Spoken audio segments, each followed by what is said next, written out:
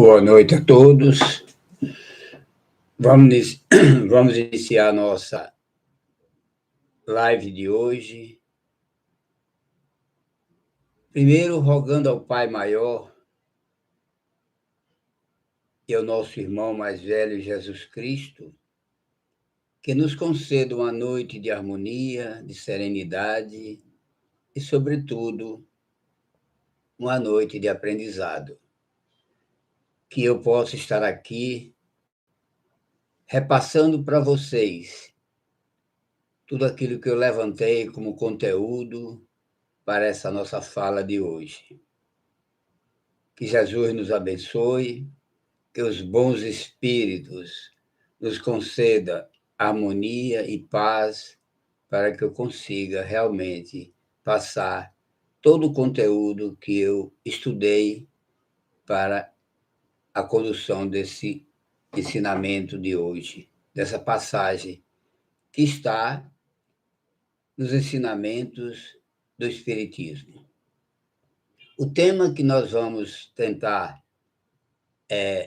passar para vocês aqui hoje é basicamente sobre a família. E a pergunta é a seguinte: por que nasci nesta família? Muita gente faz essas perguntas, né? Por que eu nasci nessa família? Por que eu tenho fulano de tal como meu marido? Por que eu tenho fulana de tal como minha esposa? Pessoas que não conseguiram ainda entender a mensagem do que é a família. E a gente vai aqui repassar para vocês, falando desses dois aspectos. Primeiro, o prisma social, que é o aspecto social da família, que envolve a antropologia e a parte cultural. E, segundo, nós vamos falar também do prisma espiritual. É aquele prisma que antecede ao berço e sucede ao túmulo. São os vínculos espirituais que quase sempre nós programamos antes mesmo de nascer. Ninguém vem para a Terra aleatoriamente. Todos nós nascemos na Terra, na família que realmente melhor nos conduz. A escolha é nossa. Entenda que estar nessa família é uma escolha nossa. E esse vínculo espiritual, com certeza, ele é pleno, ele é oportuno. São as oportunidades que a gente tem para conduzir os nossos melhoramentos, a nossa jornada espiritual em crescimento sempre, porque nós estamos sempre em crescimento, sempre em aprendizado. É tanto que a pergunta 775 do Livro dos Espíritos é a seguinte: Kardec pergunta: qual seria para a sociedade o resultado do relaxamento dos laços de família? Aí eles respondem: uma recrudescência do egoísmo. Significa que um fortalecimento do egoísmo. Será que o egoísmo ajuda ou prejudica? Claro que prejudica, né? O que nós precisamos viver dentro da família é o altruísmo, essa sintonia de melhora, de crescimento. A cada um cede ao benefício do outro, é sempre um cedendo ao caminho do outro. Isso é altruísmo. E a gente precisa entender que dentro da família nós precisamos conceber essa qualidade de vida. Começa antes, tudo começa antes. É uma programação que se faz no mundo espiritual, é como se fosse uma individualidade em bem comum com a outra individualidade, se encontrando para formar um casal, e do casal nascer os filhos, que é uma programação que vem do mundo maior, do mundo espiritual. É um laboratório, e é esse laboratório que é a família, é tanto que é um laboratório que a pergunta 110 do livro O Consolador, de Emmanuel, Emmanuel responde a seguinte pergunta: Qual a melhor escola de preparação das almas reencarnadas na Terra? Qual a melhor escola para a preparação das almas reencarnantes na Terra? Aí Emmanuel responde: a melhor escola ainda é o lar. Ainda é o lar, onde a criatura deve receber as bases do sentimento e do caráter, formação de caráter. É o lar que a gente consegue, porque não é na escola que a gente consegue aprender o caráter, é no lar. A formação do caráter é no lar. Ele complementa com o seguinte conteúdo aqui: os estabelecimentos de ensino no mundo podem instruir, mas só o Instituto da Família pode educar. Educar é mais do que ensinar, entendeu? Então, ele complementa ainda: é por essa razão que a universidade poderá fazer o cidadão, mas somente o lar pode edificar o homem. Interessante, né? As coisas que Emmanuel fala têm muita fundamentação, né? Então, ele articulou aí que educar é muito maior do que ensinar. E muitas famílias mandam os filhos para a escola com o objetivo de educar os filhos. Esquece que a educação tem que vir do lar. E quando os filhos são educados pela escola e que a família não tem o trato adequado para conduzir esse processo de educação, nunca gera bons frutos para a sociedade, entendeu? Aí você vê, dentro da família tem uma maneira de ser. A gente geralmente tem uma maneira de ser dentro da família e outra maneira de ser fora da família. Entre estranhos, como é que a gente age? Desculpe, por favor, com licença, obrigado, tudo com muita gentileza, né? Dentro da família, como é que a gente trata? Quase sempre, não estou dizendo, generalizando, mas a maioria é assim: cala, sai, dá sossego, me deixa. Quer dizer, é porque na sociedade a gente tem que mostrar uma coisa que a gente não quer ser diferente, quer ser visto diferente, com mais amplitude, com mais qualidade. Mas dentro do lar, não, todo mundo já sabe como a gente não se preocupa, não, entendeu? Então, entre estranhos, a situação fica assim, mais cuidadosa para a gente perceber que a vida realmente tem que ser bem, gentileza. Mas por que não transferir isso para o lar? Para o estranho, da mesma forma que eu trato as pessoas dentro de casa. Precisa corrigir isso também, né? Tanto que a Federação Espírita Brasileira, uma certa feita, lançou uma campanha: aperte mais esses laços, os laços de família. É uma coisa interessante, né? Não interessa quais são os laços, não interessa qual é o arranjo familiar, se é um modal, se é uma família composta, uma família uniparental, se é uma família apenas com filhos, uma família com pessoas, parentes que não seja do mesmo sangue, não interessa. O arranjo familiar é para ser vivido ali naquele contexto. É tanto que a pergunta 258 do Livro dos Espíritos é a seguinte: quando na erradicidade, quando no mundo espiritual, que é a erradicidade, antes de começar a nova existência corporal, tem o espírito consciência e previsão do que lhe sucederá no curso da vida terrena? Aí os espíritos respondem da seguinte maneira: ele próprio escolhe o gênero de provas que há de passar, e nisso consiste o seu livre-arbítrio. Quer dizer, ele vem para a Terra com uma meta, com um objetivo, mas foi ele que escolheu a família onde ele vai ficar, as dores que ele vai passar, entendeu? Como pode. Aí a pergunta seguinte diz assim: como é que pode a pessoa escolher nascer numa família de pessoas ruins, de pessoas negativas, de pessoas marginalizadas? É a necessidade que tem do espírito nascer para o seu melhoramento.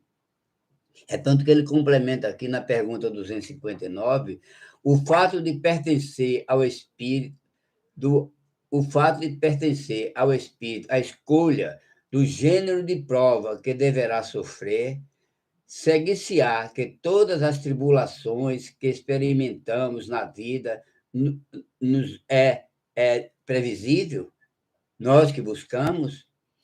Aí eles respondem, todas não, pois ninguém pode dizer que haveis previsto e buscado tudo o que vos sucede no mundo. Até as mínimas coisas não fazem parte desse contexto de gênero de vida na Terra. As coisas acontecem naturalmente e a depender da nossa potencial de crescimento, de melhoramento, de renovação espiritual para cada um de nós. Cada um tem um caminho a seguir. A pergunta 260 é mais ainda complementar desse segmento aí. Como pode o espírito desejar nascer entre gente de má índole? É muita coisa, né? Vai ser ruim de escolha lá na China, porque eu escolher nascer numa família de pessoas negativas, pessoas de má índole, aí os espíritos respondem: forçoso é que seja posto em meio onde possa sofrer a prova que pediu. Eu não, se eu quero melhorar de uma negatividade que eu tenho que nascer num lugar onde eu possa ser testado. Se eu nascer numa família arrumadinha, toda equilibrada, toda sintonizada com tudo que é certinho, como é que eu vou melhorar a minha má índole? Então, eu peço para nascer numa família com alguns defeitos, alguns comportamentos inadequados, para que a vida me seja mais propícia, que eu possa aprender, demonstrar que eu vim para aqui para aprender e crescer. Tem uma passagem que diz assim: a ocasião, Rui Barbosa, analisando uma passagem popular que diz assim: o ladrão não nasce. Quando ele diz assim, a ocasião a ocasião faz o ladrão, a ocasião faz o furto, o ladrão já nasce feito. Isso foi uma correção que Rui Barbosa colocou. Quer dizer, que não nascemos na família certa, nós nascemos na família certa.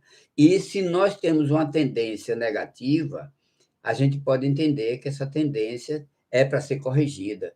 O momento oportuno, temos a oportunidade de crescer espiritualmente dentro da família que nós escolhemos. Agora, se às vezes desviamos do nosso comportamento, a gente pode até dizer assim: eu não pedi para nascer nessa família. Aí eu digo para vocês, é o que os espíritos dizem, você muitas vezes implorou para nascer, de casar com essa pessoa, você implorou para casar com aquela pessoa, porque você precisa melhorar a sua caminhada. E muitas vezes você precisa nascer naquela família, casar com aquela pessoa para o crescimento acontecer. Agora, muitas vezes nós não aproveitamos da melhor forma possível, né? Martins Peralva tem um estudo que ele fez no livro Estudando a Mediunidade. Ele fala da família, e ele diz que a família existe 5 tipos de família: as famílias acidentais, a família provacional, a família sacrificial, a família afim e a família transcendental. Vamos ver o que significa essas famílias aqui. Ele explica assim, que a família acidentais são aquelas pessoas que usaram o livre-arbítrio de forma inconsequente. João vinha para casar com Maria, mas no encontro aqui na Terra, ele conheceu Paula e se entusiasmou, muitas vezes pela beleza física, e não teve a paciência de esperar a pessoa certa, né? Não fez, usou o livre-arbítrio de forma inadequada. Consequentemente, João casou errado, e aí casou pelos interesses, muitas vezes, da beleza física, dos bens materiais, e, consequentemente, esse casamento tem uma tendência de não dar certo. E casou É isso que Peralva está nos dizendo aí, que o casamento acidental tem essa coisa de você usar o livre-arbítrio de forma inadequada. O segundo tipo de casamento é o provacional. São duas almas devedoras que se acham credoras. Naturalmente, elas se acham credoras. É possível que esse casamento dê certo, se houver abnegação, maturidade, se houver interesse em fazer a transformação, pode ser que aconteça, entendeu? Ele não deixa a coisa bem ajustada, porque é um casamento que pode dar certo, pode dar errado. É porque é um casamento provacional. São duas almas devedoras que se encontram achando que são muito credoras, entendeu? Existe também o casamento sacrificial. Esse, eu vou citar um exemplo. Uma vem ajudar a outra. Uma alma reencarna para vir ajudar a outra. Tem uma história no livro Nosso Lar, da mãe de André Luiz, que resolve, é um espírito de muita evolução, já estava num plano bem evoluído, e resolve voltar para a Terra para receber o marido e as duas amantes como filha, para resgatar aquelas três almas que se encontravam em zonas umbralinas. Esse é um casamento sacrificial. Aquela alma desceu com o propósito de salvar vidas que estavam desajustadas no mundo negativo, entendeu? Ele fala também que existe o casamento de pessoas afins. São duas almas bem elaboradas, com comportamentos de boa qualidade, que resolvem se encontrar aqui para juntos crescerem, se amarem e vencerem mais uma etapa na jornada espiritual. Ele também fala de um casamento transcendental. Esse aí já é um casamento de seres mais evoluídos.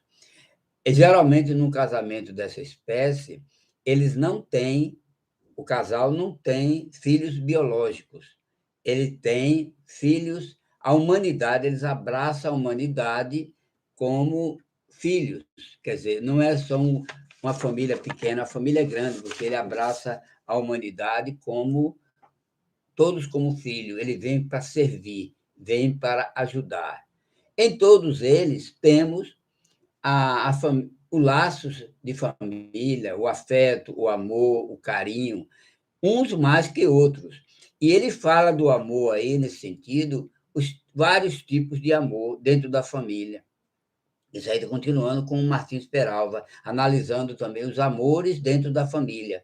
Ele fala que o amor, existe o amor doação. O que é o amor doação? Onde é que a gente vê o amor doação? Os pais. Os pais, geralmente, às vezes, nasce um filho, ele ama. Nasce o segundo filho, ele ama do mesmo jeito. Nasce o terceiro filho, ele ama novamente. Então, você vê que é o amor doação. O pai nasceu para se doar aos filhos. Existe também, segundo Peralva, o amor recepção.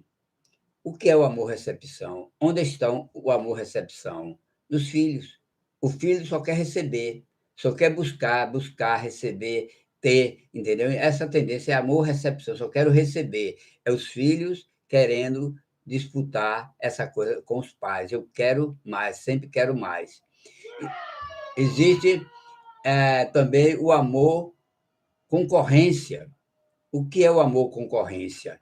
É o amor entre irmãos. Existe a concorrência entre irmãos.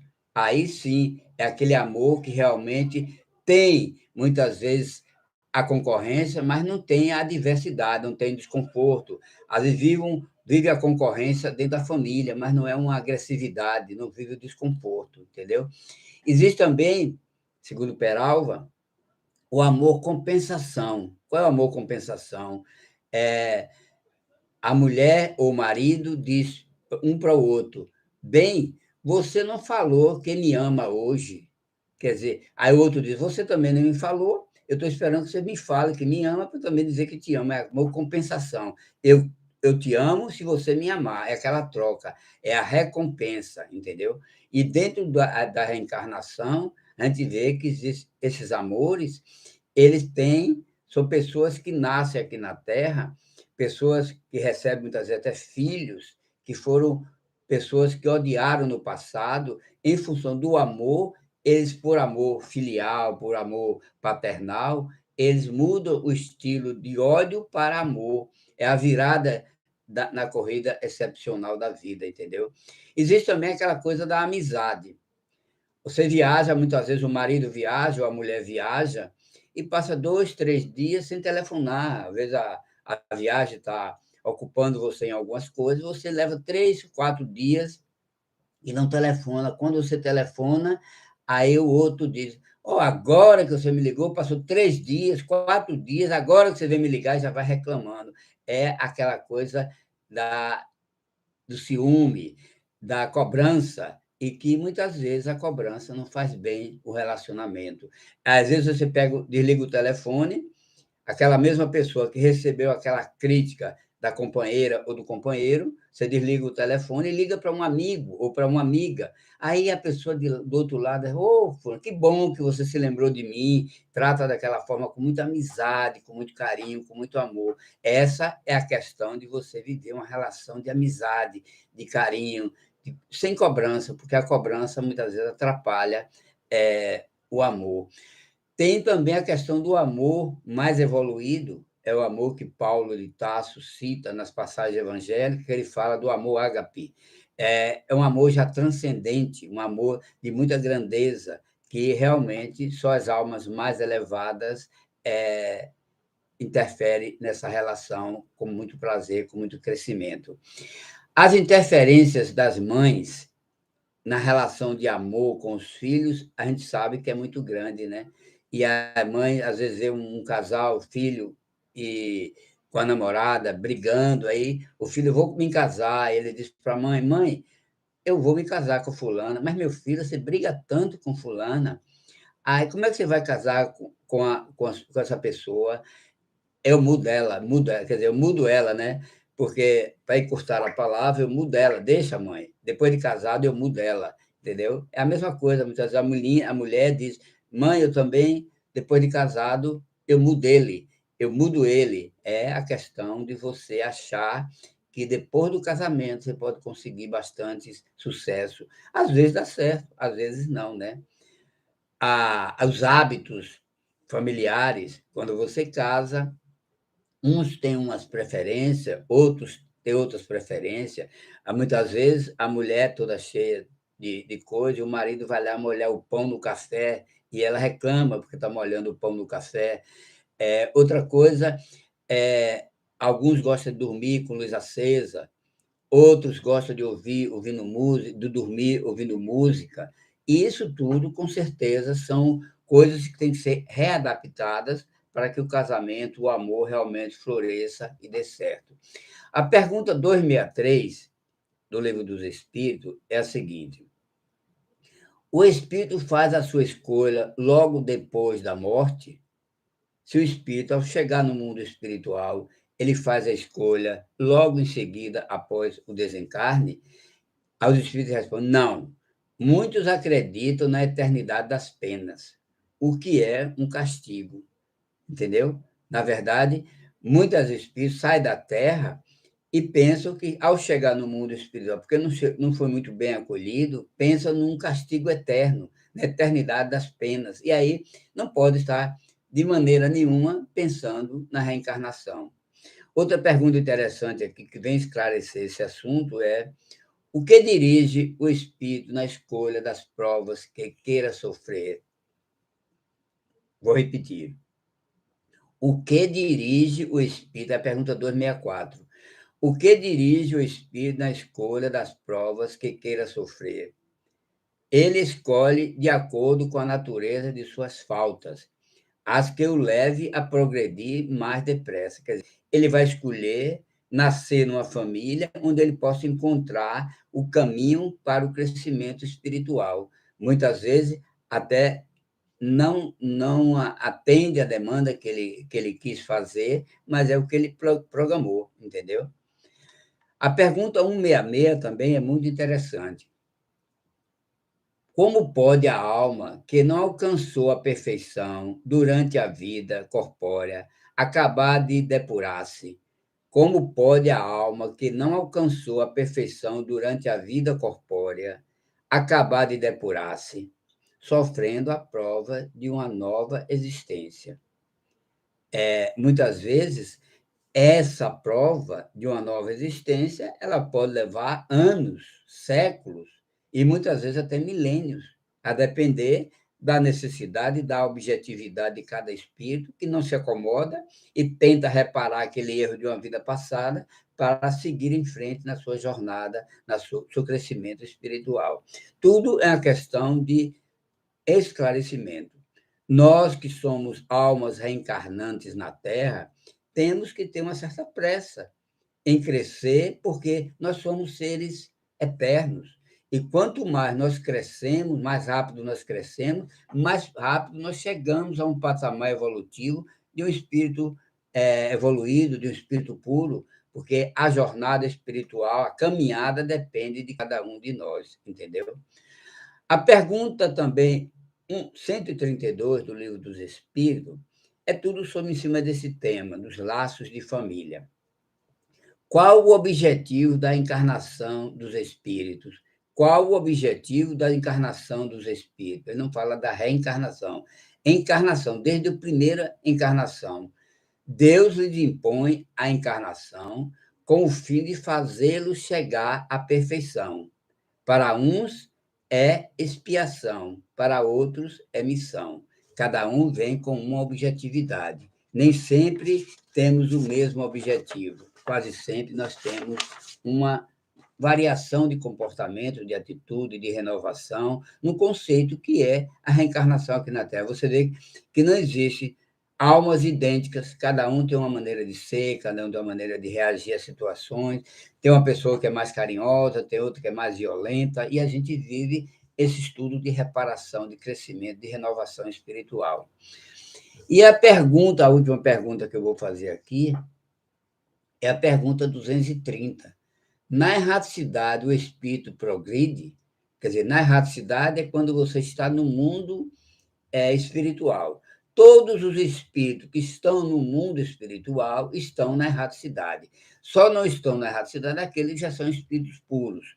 Mas todo aquele espírito que precisa reencarnar, eles são tidos como espíritos da erraticidade, porque ainda cometeram erros, ainda tem erros a serem corrigidos, por isso que recebe esse nome, espíritos na erraticidade. A pergunta é, na erraticidade o espírito progride? Pode melhorar-se muito, tais sejam a vontade e o desejo que tenha de consegui-lo. Todavia, na existência corporal é que põe em prática as ideias que adquiriu. Você põe as ideias em prática daquilo que você programou no mundo espiritual fazer aqui numa reencarnação na Terra. Existe uma estrutura muito boa, muito bela, porque estou nessa família, entender por que precisamos. A pergunta certa é por que eu estou nessa família? É para estou no lugar certo, no momento oportuno e com o objetivo de fazer a melhor opção. Essa é a caminhada que tem o espírito vivendo na Terra. A gente tem uma historinha para contar aqui, para ilustrar a questão do o que é a família e como vê a família. É um pintor. Ele queria pintar um quadro com a coisa mais bela.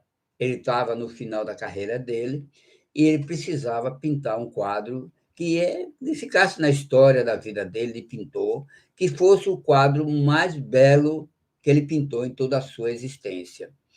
E aí ele foi para o laboratório, para o ateliê dele, chegou lá, pensou, articulou várias ideias e não conseguiu encontrar um quadro, uma pintura que fosse realmente muito bela. Ele não conseguiu mentalizar uma coisa bonita. Ele aí saiu para dar uma caminhada, dar umas pairadas pela rua, e aí na rua ele encontrou um poeta. E ao encontrar o poeta viu que ele estava meio apreensivo e perguntou: Ô pintor, o que está acontecendo com você? Parece que você está questionando alguma coisa. Fale para mim, para ver se eu posso lhe ajudar. Ele diz: meu irmão, eu preciso pintar um quadro e quero um tema para pintar esse quadro que seja um quadro mais belo que eu pintei na minha vida. Aí o poeta diz: então, meu irmão, tá fácil, pinte o amor. Ele era um poeta, né? Só podia pensar no amor, né? Ele mandou pintar o amor. E aí o pintor agradeceu e tocou em frente. Mas como é que eu vou materializar o amor em uma pintura? Aí ficou difícil, né? Aí ele saiu andando, preocupado, pensando, materializando aquelas situações, e encontrou um sacerdote. E ao encontrar o sacerdote também sentiu que ele estava apreensivo e perguntou: Ô pintor, o que é que está acontecendo com você? Ele contou a mesma história, que estava querendo pintar um quadro e que não sabia um tema que ele podia pintar que fosse o quadro mais bonito que ele pintaria na vida dele. Aí o sacerdote, voltado muito para a fé, disse: meu irmão, pinte a fé. A melhor caminho é você pintar a fé aí. Ele agradeceu e seguiu em frente. Quando ele chegou lá na frente, não tinha nada ainda construído. Como é que eu vou pintar a fé? Como é que eu vou pintar o amor? Não tem como eu pintar, fazer uma materialização desse sentimento. São sentimentos bonitos, mas que eu não tenho como materializar. Aí ele chegou na frente e encontrou um combatente de guerra, um ex-combatente de guerra. Aí a mesma pergunta veio do ex-combatente de guerra: o que está acontecendo, pintor? Ele disse: meu irmão, eu tenho que pintar um quadro, eu quero que esse quadro seja o quadro mais bonito da minha vida, e eu não estou conseguindo um tema interessante. Encontrei ali com o pastor, com o poeta, ele me disse: pinte o amor. Depois encontrei com o sacerdote, ele mandou pintar a fé. E eu não sei como materializar essas coisas. Você teria como me ajudar?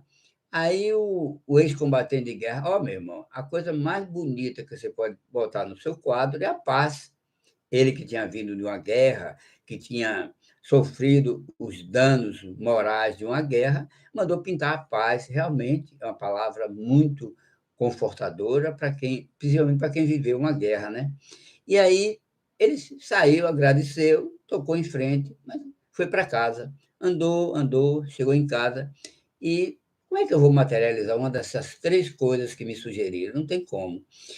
Quando ele chegou na porta de casa, ele vieram receber ele, a esposa e o filhinho.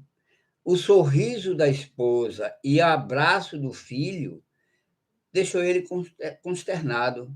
E ele disse: o que é que eu fui buscar na rua se eu tenho tudo aqui dentro da minha casa? E aí ele se recolheu ao ateliê dele e chegou lá, passou a noite pintando. No outro dia, ele chamou a mulher e o filho para mostrar a pintura que ele considerava e que todos acharam naquele momento a pintura mais bonita da vida dele, que era a família. Então você vê o que é uma família feliz. Uma família harmonizada, uma família que realmente encontra paz e harmonia, é uma família que pode dar o resultado de um quadro maravilhoso. Vamos encerrar por aqui.